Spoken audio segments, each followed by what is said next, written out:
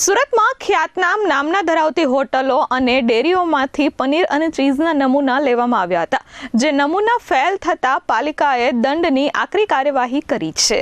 સુરત મહાનગરપાલિકાના આરોગ્ય વિભાગે થોડા દિવસો પહેલા કેટલીક ડેરી પ્રોડક્ટ અને ખાદ્ય પદાર્થો વેચતી સંસ્થાઓ હોટેલો પર ચીઝ અને પનીરના સેમ્પલો લીધા હતા।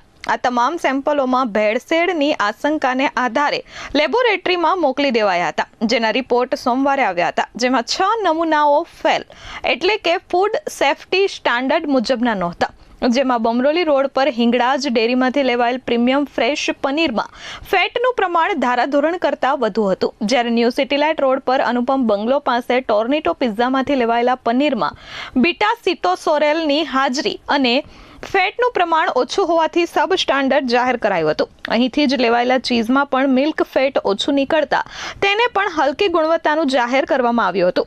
સુરત રેલવે સ્ટેશનની સામે ઓરેન્જ ઇન્ટરનેશનલથી લેવમાં આવેલા મિલ્ક મલાઈ પનીર અને હોડી બંગલા પાસેથી ભાગ્યલક્ષ્મી ડેરીમાંથી લેવામાં આવેલા પનીરમાં પણ બીટા સિટોસોરેલની હાજરી તેમજ ફેટનું પ્રમાણ ઓછું હોવાથી બંને સેમ્પલ ફેલ થયા હતા।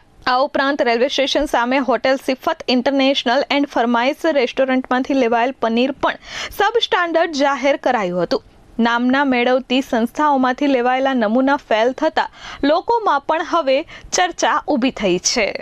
JS Desai food safety officer Surat મહાનગરપાલિકા।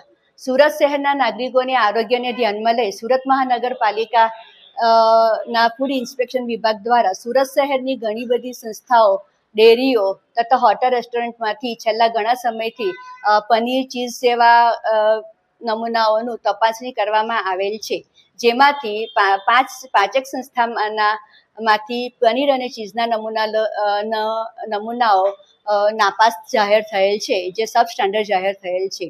સદર સંસ્થાઓ જેવી કે હિંગળાજ ડેરી, બમરોલી રોડ, તેમાંથી ફ્રેશ લો ફેટ પનીર, વેસુ સિટીલાઇટ ખાતે ટોર્નેટો પિઝા, જેમાંથી પનીર અને ચીઝના નમૂના, રેલવે સ્ટેશન સામે આવેલ ઓરેન્જ ઇન્ટરનેશનલ, સિફત ઇન્ટરનેશનલ રેસ્ટોરન્ટમાંથી લીધેલા મિલ્કુ મલાઈ ફ્રેશ પનીર, મિલ્કુ મીડિયમ ફેટ પનીરના નમૂના તથા ભાગ્યલક્ષ્મી ડેરીમાંથી હોડી બંગલા માંથી પનીરના નમૂના લઈ તપાસણી અર્થે મોકલવામાં આવેલ, જે નાપાસ જાહેર થયેલ છે, જેમાં બીઆર રીડિંગનું પ્રમાણ, ફેટનું પ્રમાણ તથા બીટા સિટોસોરેલનું પ્રમાણ ઓછું અથવા વધુ ધારાધોરણ કરતાં માલમ પડેલ છે।